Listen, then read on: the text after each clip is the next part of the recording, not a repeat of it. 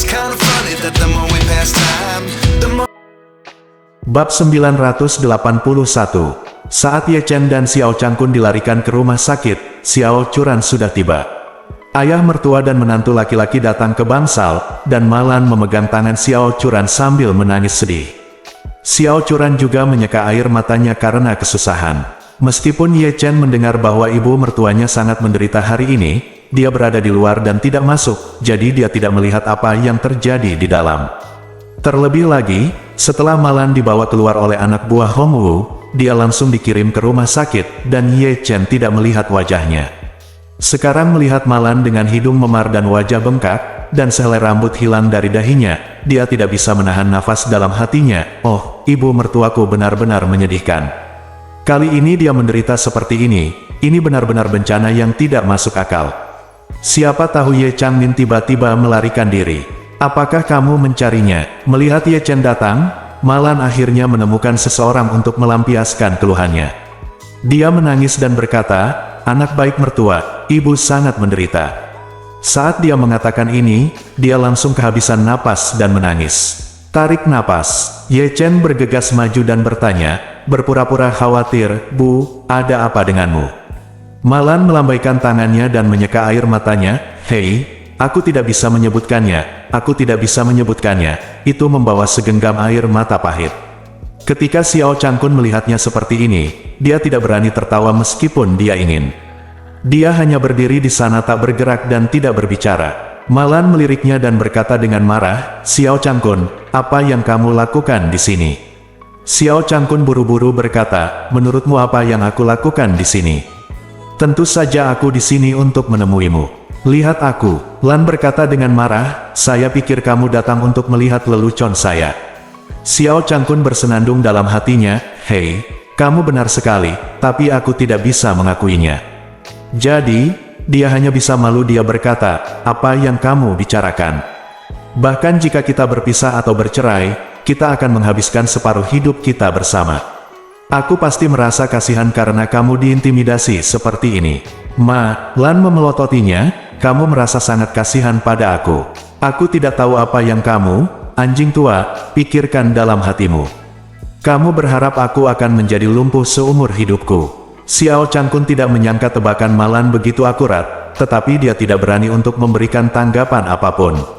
Untungnya, Xiao Churan di samping merapikan segalanya dan berkata, "Bu, tolong berhenti berdebat dengan ayah, dia datang menemuimu karena khawatir." Petik 2. Malan berkata dengan marah, "Saya tidak membutuhkan perhatiannya." Setelah mengatakan itu, dia menatap Ye Chen lagi dan berkata sambil meringis, "Menantu yang baik, orang yang menyiksaku kali ini adalah orang yang sama yang terlibat dalam skema piramida terakhir kali. Ibu benar-benar tidak beruntung. Aku harus mengalahkan beberapa lebih banyak kali ini. Yue Gipsum, bukan hanya aku tidak bisa memasak untukmu, tapi aku tidak bisa pergi kemanapun jika aku menyimpannya di rumah. Hari-hari yang akan datang akan sangat menyedihkan." Ye Chen segera mengerti apa maksud Malan. Jadi dia segera berkata dengan murah hati, "Bu, kalau begitu, saya akan memasak mulai sekarang. Selain itu, saya akan mentransfer 100.000 yuan kepada Anda sebagai uang saku. Anda benar-benar bosan selama periode ini, jadi Anda dapat membeli apapun yang Anda inginkan secara online. Bermain saja dan menghabiskan waktu." Ketika Malan mendengar ini, dia langsung tersentuh. Faktanya, dia tidak menyangka Ye Chen akan memberikan uangnya sama sekali. Dia hanya merasa bahwa Ye Chen telah menjanjikan dirinya sendiri 30.000 yuan sebulan untuk biaya makanan dan 10.000 yuan untuk biaya memasak. Dia tidak berani memotong biaya makanan, tetapi dia pantas mendapatkan uang keras. Tapi sekarang dia lumpuh lagi, dia tidak bisa membeli bahan makanan atau memasak. Belum lagi tidak ada orang yang melakukan pekerjaan ini, jadi saya mungkin tidak akan bisa meminta kerja keras 10.000 yuan kepada Ye Chen. Itu sebabnya dia ingin berpura-pura menjadi menyedihkan, berharap Ye Chen tidak mengurangi 10.000 yuan untuk kerja kerasnya. Tapi saya tidak menyangka Ye Chen akan begitu murah hati dan ingin memberinya 100.000. Mendengar ini, Malan tiba-tiba merasa segar dan penuh rasa terima kasih kepada Ye Chen. Dia buru-buru berkata, "Hei, kamu menantu yang baik.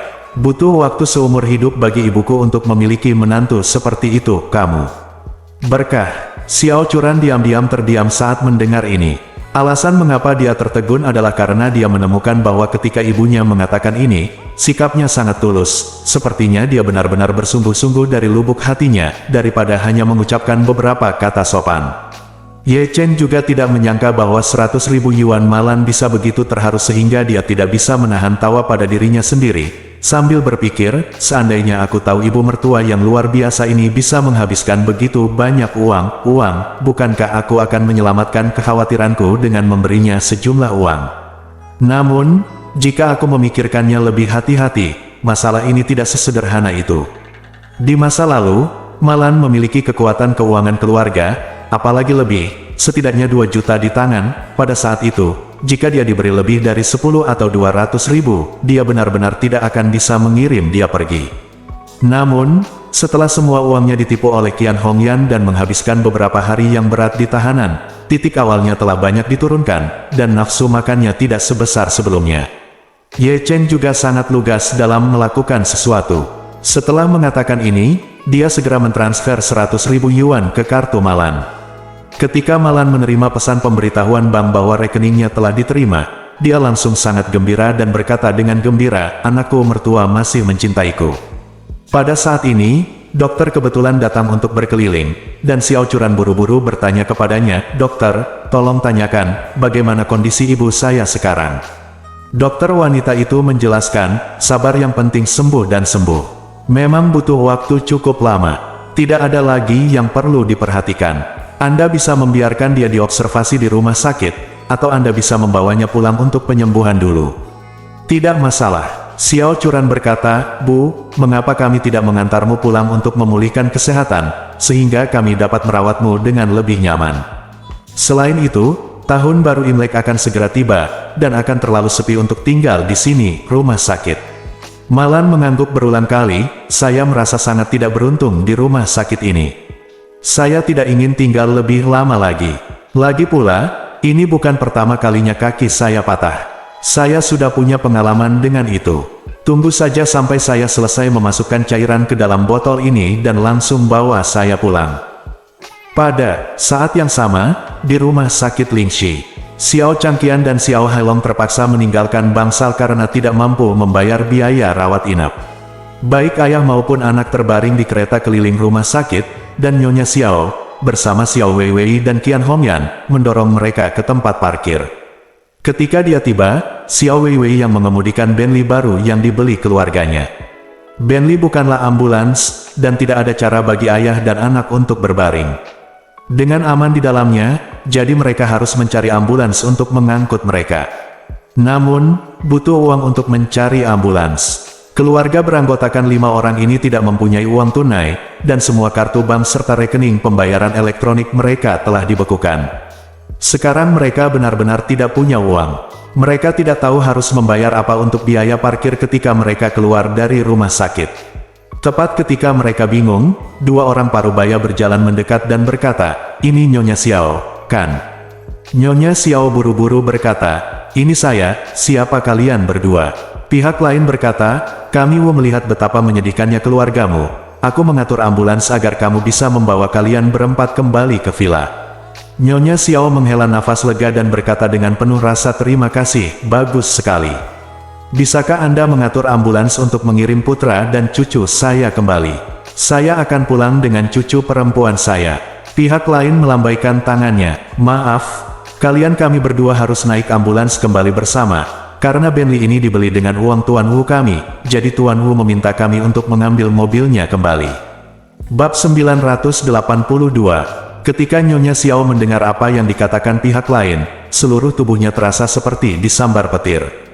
Berdiri membeku di tempat, dia berkata tanpa daya dan memohon, "Saudara-saudara, tolong hubungi Tuan Wu dan beritahu dia bahwa keluarga kami benar-benar miskin dan mohon padanya untuk berbelas kasihan dan memberi kami jalan keluar. Setidaknya kami bisa menyelamatkan hidup ini. Tinggalkan kami Bentley." Setelah mengatakan itu, dia dengan cepat menambahkan, "Bahkan jika Anda hanya meminjamkan kami untuk mengendarainya selama beberapa tahun, tidak apa-apa." Pihak lain berkata tanpa ekspresi, "Maaf, Presiden Wu kami berkata, seperti kamu keluarganya benar-benar tidak bisa naik panggung, jadi dia tidak ingin tertarik lagi denganmu. Merupakan kebaikan terbesarnya membiarkanmu tinggal di villa. Jika kamu masih belum tahu apa yang baik dan apa yang baik, lalu aku minta maaf, kami Wu di villa itu dapat diambil kembali kapan saja. Jantung Nyonya Xiao berdebar-debar, tetapi saat ini, dia tidak berani mengucapkan kata-kata tidak patuh lagi. Xiao Weiwei di samping tidak bisa menahan diri untuk tidak tersedak. Tolong beritahu Tuan Wu lagi, lihat seperti apa ayah dan saudara laki-laki saya sekarang. Keluarga kami memiliki kerja keras bahkan tanpa prestasi, dan kelelahan bahkan tanpa kerja keras. Pihak lain, dia berkata dengan dingin, jika kamu masih berbicara terlalu banyak omong kosong, maka villa itu akan benar-benar hilang. Pada saat ini, Nyonya Xiao buru-buru berkata, Weiwei, berhenti bicara. Cepat keluarkan kunci mobil. Xiao Weiwei merasa sangat sedih. Saya marah, tetapi saya tidak berani terus melawan, jadi saya hanya bisa menangis dan mengeluarkan kunci mobil dan menyerahkannya kepada pihak lain. Pria itu mengambil kunci dan berkata kepada keluarga Xiao, Oke, ambulans sudah diatur untukmu.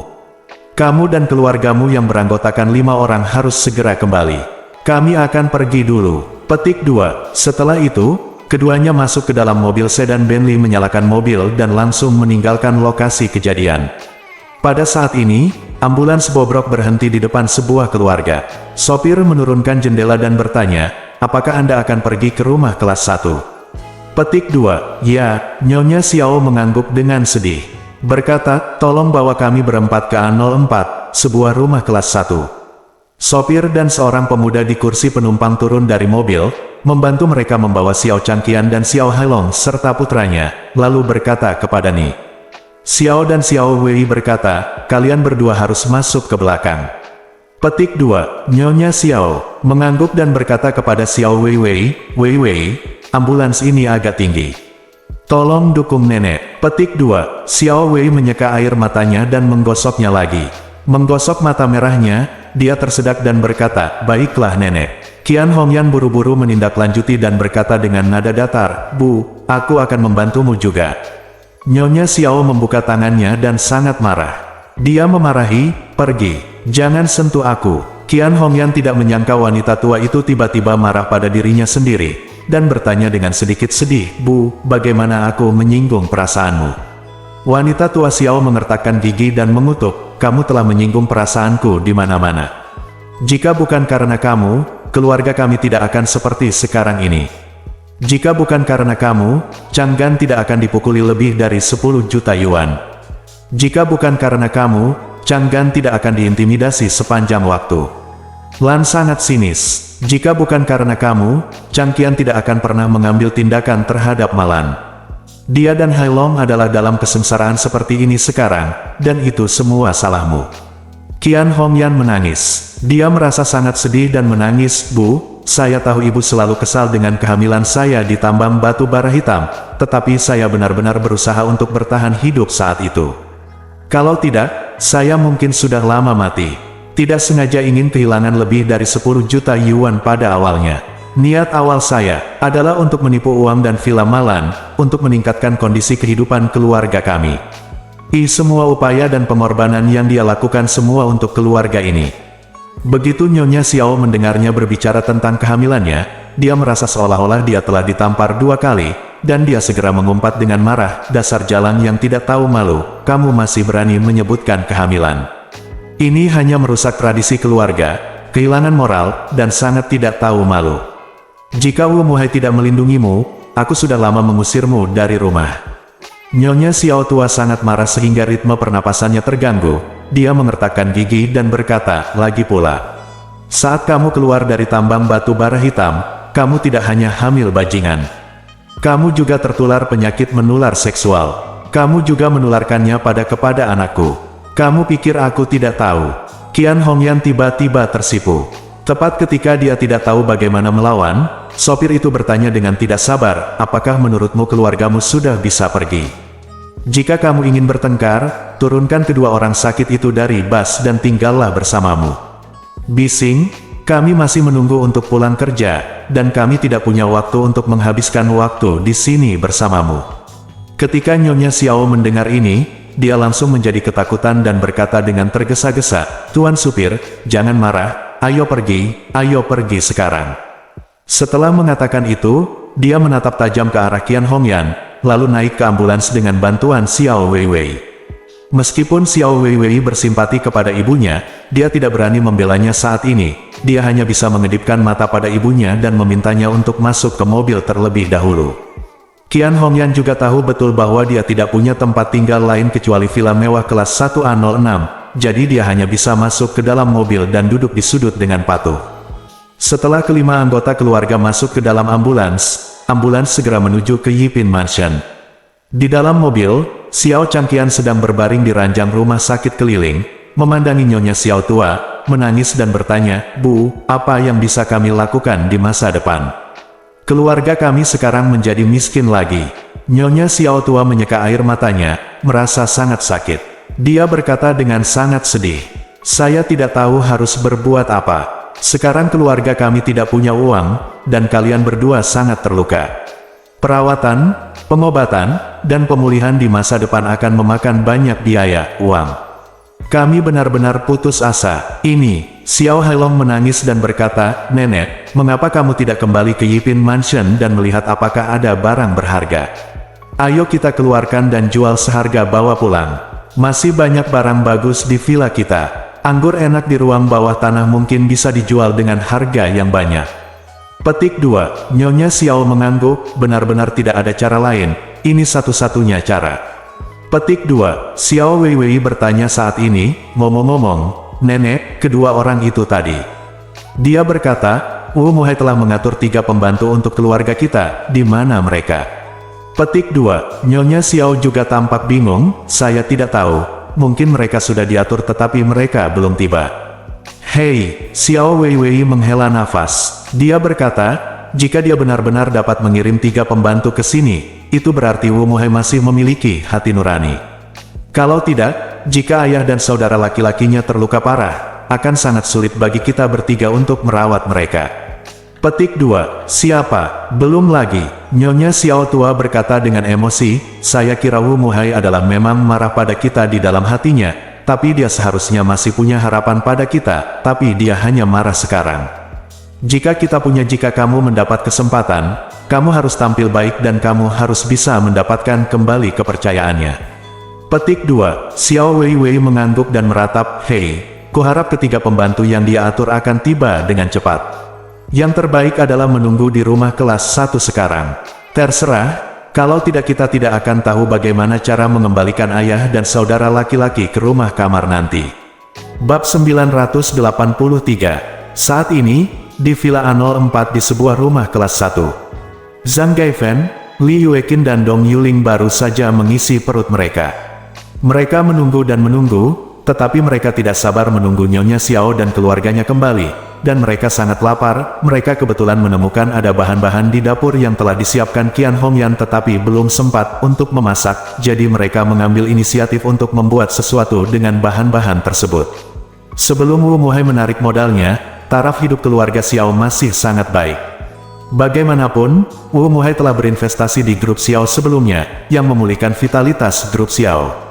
Wanita tua itu juga kembali ke gaya sebelumnya yang seperti Lafayette, dan standar hidupnya juga bagus. Sebuah kemajuan besar. Selain itu, Qian Hongyan secara khusus menyiapkan bahan-bahan yang sangat kaya hari ini untuk merayakan kesuksesan ayah dan anak Xiao Changqian dan Xiao Hailong setelah mereka merawat Malan. Tanpa diduga, tidak ada satupun keluarga Xiao yang bisa memakan bahan-bahan ini, yang membuat Zhang Gaifen dan yang lainnya lebih murah. Mereka bertiga sedang berbaring di sofa sambil menonton TV dengan perut penuh makanan. TV ini dipindahkan dari ruangan di lantai dasar setelah Xiao Hailong menjual TV besar tersebut. Dibandingkan dengan yang sebelumnya, ukurannya memang jauh lebih kecil. Di ruang tamu yang begitu besar, agak janggal. Terlalu terkoordinasi. Sambil menonton TV, Zhang Gaifen mendecakkan bibirnya dan berkata, "Oh, villa Nyonya Xiao bagus sekali di mana-mana. Hanya saja TV-nya tampak agak kecil. Dibandingkan dengan ruang tamu sebesar itu, kelihatannya tidak terlalu terkoordinasi." Dong Yuling bertanya dengan heran, "Ini dia ibuku sayang. TV besar ini tidak boleh berukuran sekitar 50 inci. TV di rumah kepala desaku tidak sebesar itu." Apakah ini masih kecil? Petik 2. Ya, Li Yueqin juga setuju, saya belum pernah melihat TV sebesar ini sebelumnya. Zhang Gaifan melambaikan tangannya dan berkata, Anda tidak mengerti, TV orang kaya semuanya dimulai dengan 70 atau 80 inci. Tahun lalu ketika saya sedang bekerja di sebuah perusahaan rumah tangga di kota, saya pergi ke orang kaya. Orang-orang telah membersihkan rumah, dan TV-nya beberapa kali lebih besar dari ini.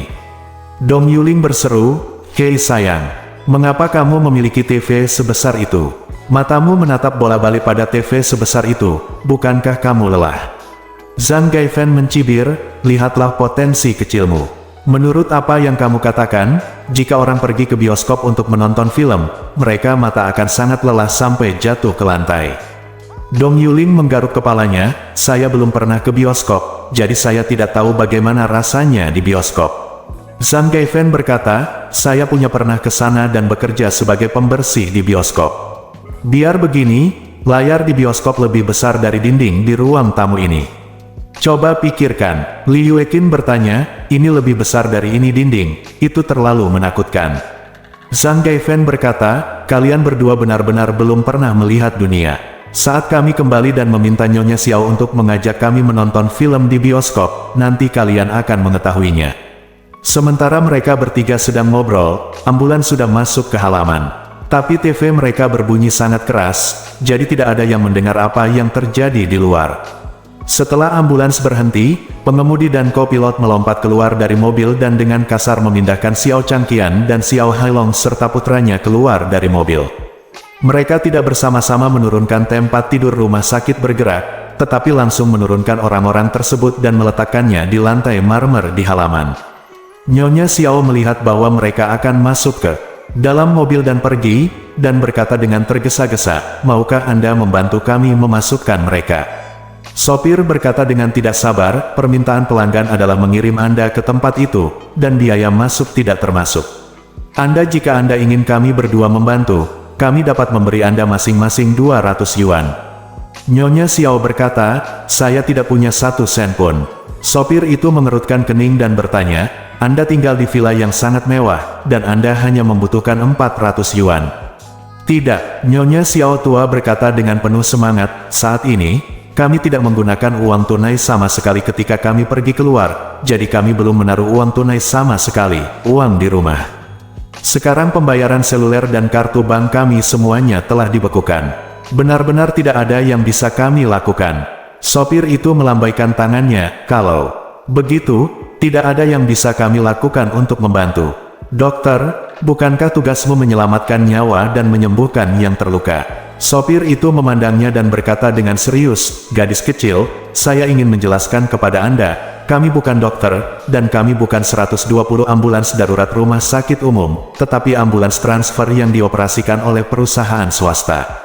Sama seperti taksi, kami mengemudi dan bekerja untuk menghasilkan uang. Kami bekerja ketika kami diberi uang. Apakah Anda mengerti? Xiao Weiwei tidak bisa mengatakannya itu sekaligus. Kata-kata datang. Pria itu berkata dengan nada menghina, siapa kamu? Kamu tidak mampu membeli 400 yuan untuk tinggal di villa yang bagus. Petik 2. Setelah mengatakan itu, mereka berdua masuk ke dalam mobil, menyalakan mobil dan pergi. Xiao Weiwei menghentakkan kakinya dengan marah. Wanita tua itu menghela nafas tak berdaya dan berkata kepadanya dan Qian Hongyan, saya tidak bisa menggunakan tulang lama saya lagi. Kalian berdua membawa Changgan ke dalam rumah terlebih dahulu, lalu keluar untuk membawa Hailong. Ayo kita lakukan. Xiao Weiwei dan Qian Hongyan tahu tidak ada cara lain, jadi mereka hanya bisa mengertakkan gigi dan menggunakan seluruh kekuatan mereka untuk mengangkat Xiao Changqian dengan hati-hati. Xiao Changqian terus mengerang kesakitan, dan berkata kesakitan, kalian harus lebih lembut, ini terlalu menyakitkan. Nyonya Xiao menggelengkan kepalanya dan menghela nafas, Changqian, benar-benar tidak ada cara lain sekarang.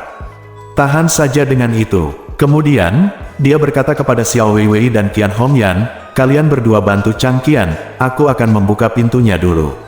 Xiao Wei dan Qian Hongyan berjuang untuk menahan Xiao Changqian, selangkah demi selangkah pindah ke pintu, Nyonya. Xiao hendak menggesek sidik jarinya untuk membuka pintu ketika dia tiba-tiba mendengar suara TVDI dalam.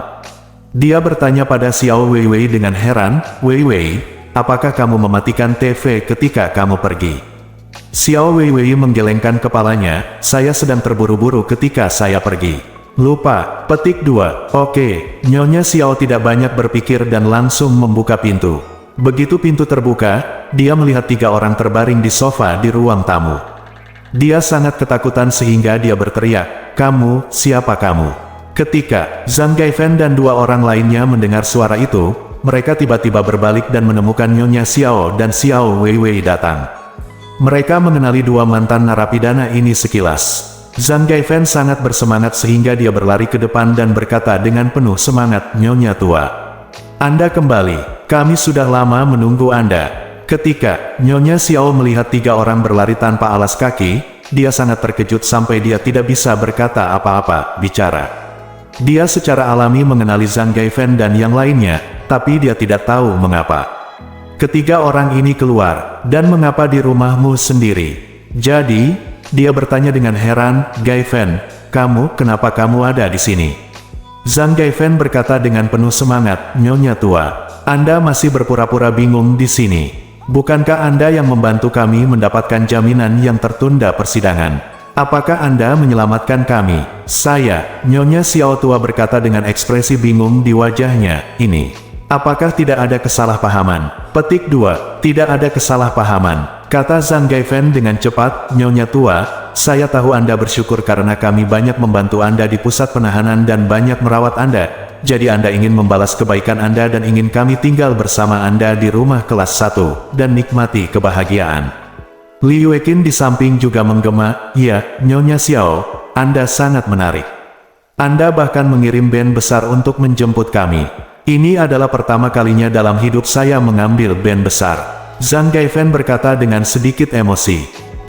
Berkata, "Nyonya tua, izinkan saya memberitahu Anda dari lubuk hati saya yang paling dalam, kami bertiga sangat berterima kasih kepada Anda. Jadi kami juga telah memikirkannya. Mulai sekarang, kami bertiga akan hidup di sini dan kami akan memperlakukanmu sebagai ibu kandung kami. Aku akan menjagamu dengan baik dan menafkahimu sampai kamu mati." Keputusasaan yang mendalam tiba-tiba muncul di hati Nyonya Xiao, dan dia berkata dengan cemas, "Gaifen, dengarkan aku, pasti ada kesalahpahaman di sini. Sebenarnya bukan aku yang ditebus. Selain itu, aku benar-benar tidak ingin kamu tinggal di sini bersamaku." Bab 984. Nyonya Xiao adalah tipikal orang yang memanfaatkan orang untuk maju dan tidak menggunakan orang untuk mundur. Ketika dia berada di pusat penahanan, dia membutuhkan Zhang Gaifen untuk mendukungnya, jadi dia sangat sopan kepada Zhang Gaifen pada saat itu, seolah-olah dia adalah putrinya sendiri. Namun nyatanya, dia sama sekali tidak meremehkan wanita desa vulgar seperti Zhang Gaifen. Oleh karena itu, sejak dia meninggalkan pusat penahanan, dia benar-benar melupakan Zhang Gaifen. Baginya, Zhang Gaifen hanyalah alat yang harus digunakan pada periode khusus. Setelah periode khusus itu, dia tidak ingin lagi berhubungan dengan Zhang Gaifen. Tapi dia tidak pernah menyangka kalau Gaifen ini akan muncul di rumahnya tanpa bisa dijelaskan. Zhang Gaifen juga tidak menyangka wanita tua itu akan menyangkal semua yang telah dilakukannya. Menurutnya, yang jelas-jelas Anda, Nyonya Xiao, yang menyelamatkan kami, mengatur agar sopir menjemput kami ke sebuah rumah mewah, dan mencatat sidik jari kami di pintu. Mengapa Anda berbalik dan menyangkalnya sekarang? Memikirkan hal ini, Zhang Gaifen bertanya dengan kebingungan di wajahnya, "Nyonya tua, ada apa denganmu? Kamu telah melakukan semua hal baik ini, mengapa kamu tidak mau mengakuinya?" Petik 2. Ya, Li Yueqin dan Dong Yuling juga berkata dia datang dan bertanya dengan tidak mengerti, "Nyonya tua, Anda jelas-jelas melakukan semua ini, mengapa Anda masih menyangkal berhubungan seks?" "Mengapa?" Petik 2. Nyonya Xiao tua dikelilingi oleh mereka bertiga dan merasa baunya tidak enak. Bau itu membuatnya merasa pusing dan membuatnya batuk. Ketiga orang ini kurang memperhatikan kebersihan diri, dan karena lagi musim dingin, mereka memakai pakaian yang tebal dan tidak memperhatikan kebersihan. Mereka tidak sering mandi atau berganti pakaian, sehingga mereka bertiga memiliki bau badan yang kuat. Sekarang 3 orang mengepung wanita tua itu, dan baunya semakin asam. Nyonya Xiao menutup hidungnya dan berkata dengan sangat sedih, "Gaifen, kamu benar-benar salah paham. Saya benar-benar tidak melakukan hal-hal ini." Zhang Gaifen tersenyum, menunjukkan gigi kuning besarnya. dan berkata sambil tersenyum, "Aduh, Nyonya tua, saya tahu Anda baik hati, dan Anda mungkin tidak ingin mengatakan beberapa hal, tetapi tidak masalah, hubungan antara kami para narapidana sangat dalam. Sekarang kami bertiga telah keluar, dari sekarang, kami semua akan tinggal berada di sisimu dan melayanimu dengan baik." Dong Yuling di samping juga berkata, "Ya, Nona tua, kami bertiga sudah mengatur kamar sebelum kamu kembali. Untungnya, vilamu cukup besar dan memiliki kamar yang cukup. Mulai sekarang, kami bertiga akan tinggal di sini, dan kamu akan menjadi ibu kandung kami bertiga."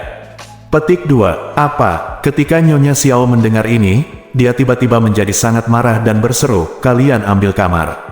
Semuanya sudah diatur. Siapa yang memberimu kekuatan?" Dong Yulieng tidak menyangka wanita tua itu tiba-tiba menjadi marah dan buru-buru bertanya, "Ada apa, Nona tua? Jika kamu membiarkannya kami datang dan tinggal bersamamu, kami pasti akan mendapatkan kamar."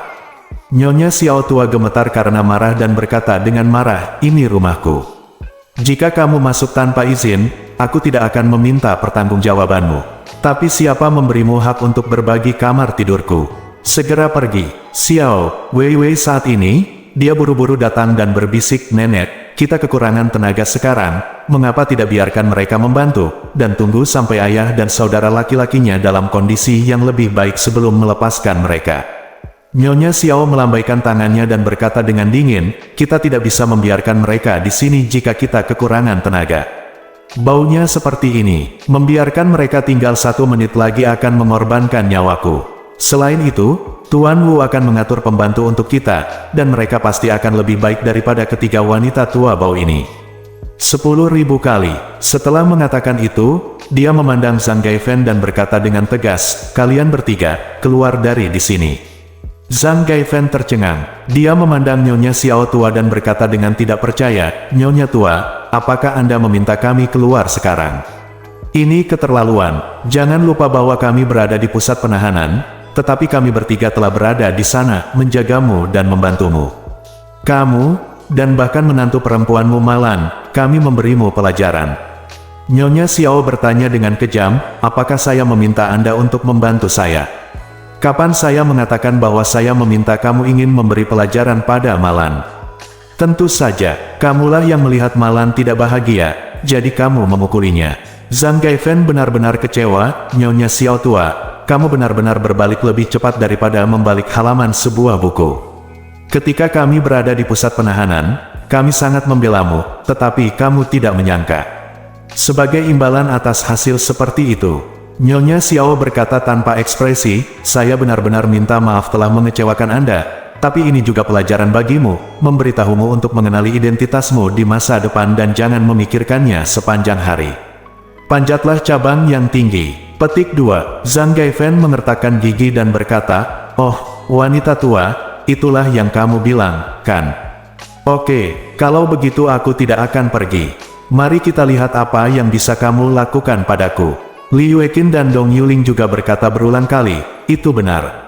Kami tidak akan pergi." Nyonya Xiao tidak menyangka bahwa ketiga orang ini masih ingin berpura-pura nakal, dan langsung berkata dengan dingin, "Kalian bertiga, jangan main-main denganku di sini, dan jangan melihat dirimu di cermin. Apakah kalian orang desa yang bau seperti kalian layak tinggal di villa mewah seperti itu?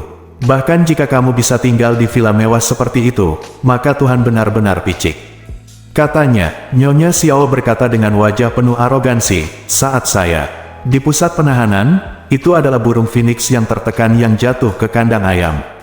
Saya untuk sementara waktu terpaksa tinggal di kandang ayam selama 2 hari. Anda benar-benar berpikir bahwa Anda dan saya adalah orang yang sama, humanoid?" Li Yueqin memarahi dengan marah, "Nyonya tua Xiao, seperti kata pepatah, burung phoenix yang berada dalam kesulitan lebih buruk daripada seekor ayam. Jangan bertindak terlalu jauh, dasar wanita tua sialan. Jika kamu membuat kami kesal, meskipun kamu lebih tua, kami akan aku hajar kamu dengan cara yang sama." "Itu benar." Dong Yuling segera menggema, "Sama seperti kami mengalahkan Malan saat itu, kami juga bisa mengalahkanmu sekarang." Nyonya Xiao mengerutkan bibirnya dan berkata, "Cobalah pukul aku, asalkan kamu berani lakukan, aku akan segera memanggil petugas. Aku pasti akan menangkapmu." Sekelompok orang udik saat itu Zhang Gaifen juga mengepalkan tinjunya, dan amarahnya membuatnya ingin bergegas dan memukul Nyonya Xiao sekarang juga. Namun, dia memikirkan tentang instruksi yang diberikan kepadanya oleh pemimpin sel sebelum dia keluar, dan berpikir dalam hati, pemimpin sel telah mengatakan bahwa kita semua dengan jaminan menunggu persidangan. Meskipun untuk sementara kita telah memperoleh kebebasan pribadi, kita harus mematuhinya, menurut hukum. Jika tidak, jika Anda tidak mematuhi hukum dan menimbulkan masalah, kemungkinan besar Anda akan ditangkap lagi. Anda tidak hanya harus menebus sisa hukumannya, tetapi bahkan mungkin menjadi lebih buruk. Petik 2. Berpikir tentang hal ini, dia harus menekannya. Dengan kemarahan di hatinya, dia berkata dengan dingin, "Nyonya tua, saya juga bisa melihatnya. Anda tidak punya waktu untuk bermain dengan kami, kan? Karena Anda pikir kami tidak dapat menghubungi Anda, maka tidak apa-apa bagi kita untuk pergi, kan?" Tuan Xiao sang istri mengangguk, "Sebaiknya kamu segera pergi, atau aku akan segera melaporkannya ke polisi." Zhang Gaifen mengertakkan gigi dan berkata kepada dua orang di sekitar dia, "Baiklah, bagaimanapun, kita sudah dibebaskan terlebih dahulu, tidak perlu khawatir tentang ini. Ayo kembali dan kemasi barang-barang kita, ayo pergi." Petik 2. Meskipun dua orang lainnya tidak mau melakukannya, mereka tidak berani melakukan kesalahan saat ini, karena takut kembali ke pusat penahanan lagi, sehingga mereka hanya bisa mengangguk dengan marah. Mereka bertiga mengemasi barang-barang mereka dengan perasaan marah dan frustasi, mengambil kasur gulung dan bersiap untuk pergi. Nyonya Xiao tua telah mengawasi mereka. Ketika dia melihat bahwa mereka telah mengemasi barang-barang mereka, dia mengipasi angin di depan hidungnya dan berkata dengan ekspresi jijik, "Oh, itu benar-benar bau bagiku. Keluar dari sini sebagai sejauh mungkin, lain kali jika kamu berani datang ke sini lagi, aku akan melaporkanmu ke pihak yang berwajib secepatnya." Zhang Gaifen merasa sangat terhina, tetapi karena dia takut menimbulkan masalah, dia hanya bisa mengertakkan gigi dan menahannya. Dean berkata kepada dua orang di sekitarnya, "Ayo pergi." Pada saat ini, 7 atau 8 pria kuat tiba-tiba mendorong pintu masuk dari luar dan melihat gambar ini. Melihat situasinya, dia bertanya, "Apa yang terjadi? Kemana kalian bertiga pergi?" Petik 2. Zhang Gaifen mengira pria galak dan kuat ini dibawa oleh Nyonya Xiao, dan segera berkata dengan gugup, "Saudara-saudara, tolong jangan impulsif. Kami ayo pergi." "Ayo pergi." Pemimpin itu berkata dengan dingin, "Apa yang akan kita lakukan? Kami, Tuan Wu, telah mengatakan bahwa kalian bertiga akan memperlakukan tempat ini sebagai rumahmu mulai sekarang. Rumah ini miliknya, bukan milik Nyonya Xiao. Ya, Nyonya Xiao tinggal di sini sama sepertimu, jadi selama kami, Tuan Wu, mengangguk, aku tidak berhak mengantarmu. Pergi." Bab 985. Nyonya Xiao tertegun sejenak. Zhang Gaifen dan 3 lainnya diatur oleh Wu Muhai. Apa yang dimaksud dengan Wu Muhai? Mungkinkah ini 3 pembantu yang katanya telah dia atur untuknya? Tepat sebelum wanita tua itu sadar, Zhang Gaifen mendengar kata-kata pria kuat itu dan berkata dengan penuh semangat, "Saudaraku, apakah kamu mengatakan yang sebenarnya? Bisakah kita benar-benar tinggal di sini?" Mengangguk, "Tentu saja. Bukankah pengemudinya sudah memasukkan sidik jarimu sebelumnya? Mulai sekarang, kamu akan memperlakukan tempat ini sebagai rumahmu." Nyonya Xiao tua berteriak dengan putus asa, "Saudaraku, tolong beritahu Tuan Wu bahwa kami tidak mau pembantu seperti itu." Ketiganya semuanya petani wanita, dan mereka bahkan tidak tahu beberapa karakter Cina. "Bagaimana mereka bisa membantu kami? Bisakah Anda membawakan kami 3 pengasuh profesional, lebih disukai mereka yang juga bisa mencuci pakaian dan memasak?" Pria itu berteriak dengan dingin, "Wanita tua, saya menemukan bahwa meskipun kamu tua dan jelek, kamu punya ide yang bagus dan indah. Apakah kamu masih tawar-menawar dengan Tuan Wu kita? Jangan pernah berpikir tentang siapa dirimu." Xiao wanita tua itu tersipu ketika dia dimarahi, dan dengan ragu berkata, "Kalau begitu, tidak apa-apa kalau kita tidak mau bantuan. Biarkan mereka bertiga pergi, semuanya bisa kita lakukan sendirikan. Semua akan menjadi penghuni rumah ini mulai sekarang, dan mereka akan sama denganmu. Kamu tidak punya hak untuk membiarkan mereka pergi." Ketika Zhang Gaifen mendengar ini, dia memandang Nyonya Xiao dan berkata sambil mencibir, "Oh, Nyonya Xiao, saya pikir Anda benar-benar seekor burung phoenix. Tidak lama setelah Anda keluar, Anda dapat berbalik begitu cepat. Saya tidak menyangka bahwa villa besar ini bukan milik Anda sama sekali." Lalu Anda berpura-pura menjadi apa? Di sini bersamaku. Kupikir ini vilamu. Aku tidak menyangka kita bertiga hanya menyewanya. Petik 2, itu benar. Li Yueqin berkata dengan nada menghina, kamu tadi berisik sekali. Sepertinya kamu benar-benar hebat, bukan? Kalau dipikir-pikir, ternyata itu semua hanya akting. Dong Yuling juga menggema, saya pikir kamu benar-benar burung phoenix. Tinggal di sarang burung phoenix yang bagus, tapi sekarang saya ketahuilah bahwa kamu hanyalah seekor burung pegar yang tinggal di sarang burung phoenix. Ekspresi Nyonya Xiao sangat jelek. Villa ini memang bukan miliknya. Itu milik Wu Muhai. Wu Muhai mengizinkan mereka hidup berkeluarga sehingga mereka bisa tinggal di sana. Jika Wu Muhai tidak mengizinkan mereka tinggal kapanpun, maka mereka tidak punya pilihan selain keluar. Dengan kata lain, jika Wu Muhai ingin Zhang Gaifen dan mereka bertiga pindah, dia, Nyonya Xiao, tidak punya hak untuk menghentikannya. Zhang Gaifen tiba-tiba merasa bangga dan bangga. Dia dengan bersemangat berkata kepada mereka berdua, mulai sekarang, kami juga penghuni villa besar ini. Beberapa burung pegar tua yang berpura-pura menjadi burung phoenix tidak punya hak untuk mengusir kami lagi. Itu benar. Dua orang lainnya adalah juga sangat senang. Bersemangat. Setelah mengetahui minat yang terlibat, suasana hati mereka langsung membaik. Bagaimanapun, ini tidak hanya menghilangkan kesombongan wanita tua itu, tetapi juga memungkinkan mereka bertiga untuk tinggal di villa besar ini secara wajar dan legal. Pada saat ini, Zhang Gaifen tiba-tiba teringat sesuatu dan bertanya kepada orang kuat di kepalanya, saudaraku, ada sesuatu yang ingin kutanyakan padamu. Pria itu berkata, katakan padaku. Zhang Gaifen berkata, kami melihat villa ini sebelumnya. Kami menemukan bahwa semua kamar yang besar dan bagus ditempati oleh keluarga Xiao. Yang dapat kami temukan, hanyalah kamar sudut. Karena kami bertiga memiliki hak dan kepentingan yang sama dengan keluarga mereka, bisakah kami meminta penugasan kembali kamar itu?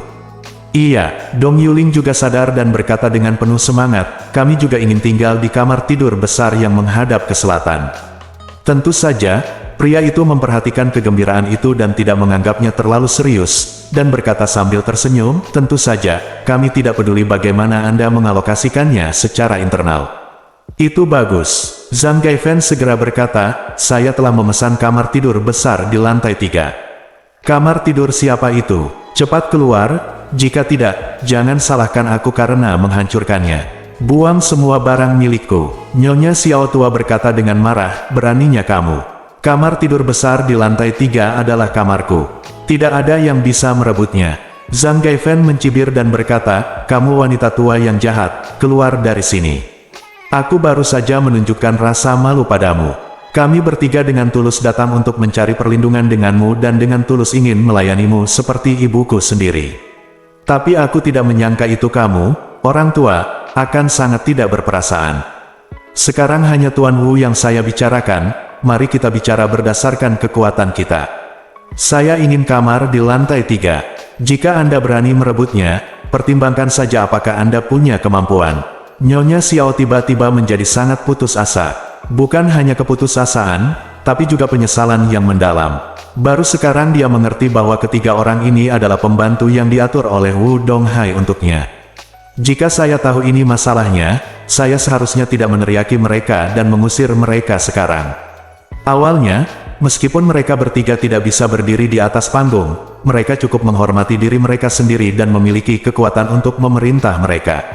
Apapun yang Anda pesan akan berhasil. Tapi sekarang lebih baik, dia benar-benar menyinggung mereka bertiga sampai mati. Dan ketiga orang ini pada akhirnya tidak diusir. Zhang Gaifen masih mencoba merebut kamarnya sendiri. Bukankah ini hanya menembak kakinya sendiri? Memikirkan hal ini, Nyonya Xiao merasa sangat tidak nyaman. Dia hanya bisa menjilat wajahnya dan berkata kepada Zhang Gaifen, oh, Gaifen.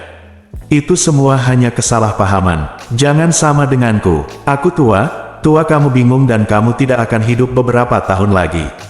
Terkadang otakmu tidak cukup dan kamu mengatakan beberapa hal yang tidak menyenangkan. Jangan dimasukkan ke dalam hati. Aku selalu memperlakukanmu seperti anak perempuan. Zhang wajah Gaifen dipenuhi dengan emosi. Dia berkata dengan jijik, kamu semakin dekat denganku sekarang. Aku akan menidurimu. Apa yang sudah kamu lakukan? Aku telah melihat hal lamamu kali ini.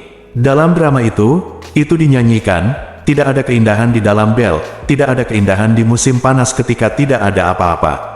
Yingchun, yang kumaksud adalah wanita jalan sepertimu. Mulai sekarang, ketika kita semua tinggal di bawah satu atap, kamu sebaiknya jangan menyinggung perasaanku. Kalau tidak, aku akan membuat hidupmu lebih buruk daripada kematian setiap menitnya. Ketika Nyonya Xiao mendengar ini, dia berkata, dia sangat ketakutan hingga seluruh tubuhnya gemetar dan berseru, "Kamu, bukankah apakah kamu tidak takut masuk lagi?" Pada saat ini, orang kuat itu segera menambahkan, "Jangan khawatir, tuanmu, kita masih memiliki banyak wajah. Ini masalah kecil, kami pasti bisa mengatasinya." Ketika Zhang Gaifen mendengar ini, dia langsung merasa seolah-olah dia telah ditembak di lengannya dan mencibir, "Maaf, Nyonya Xiao, mulai sekarang, ruangan besar di lantai 3 adalah milik saya." Petik 2. Xiao wanita tua itu hampir pingsan. Kamar tidur besar di lantai 3 adalah kamar tidur terbaik di seluruh villa. Saat pertama kali pindah, dia jatuh cinta dengan kamar itu. Itu juga sangat nyaman dan tak tertandingi oleh kamar lain. Terlebih lagi, wanita tua itu rakus akan kesenangan sepanjang hidupnya. Dia berencana untuk tinggal di kamar tidur yang bagus sampai kematiannya. Sekarang dia akan direnggut oleh Zhang Gaifen. Dia secara alami cemas dan menangis. "Gaifen, lihat, saya juga sudah sangat tua. Saya mungkin akan mati suatu hari nanti, jadi biarkan saya mati di ruangan yang lebih baik agar saya bisa mendapatkan kehamilan yang baik di kehidupan saya selanjutnya." Zhang Gaifen melangkah maju dan menamparkan wajah Nyonya Xiao, dan berteriak dengan suara dingin, "Jangan kentut di sini. Ibu saya minum pestisida pada saat itu, dan rumah sakit mengatakan tidak ada harapan untuk menyelamatkan, jadi kami membawanya pulang, dan dia akhirnya meninggal. Dia tinggal di rumah beratap genteng bobrok di kampung halamannya. Menurut apa yang kamu katakan, bukankah ibuku akan bisa hamil dengan baik di kehidupan selanjutnya?" Petik 2. Bersambung.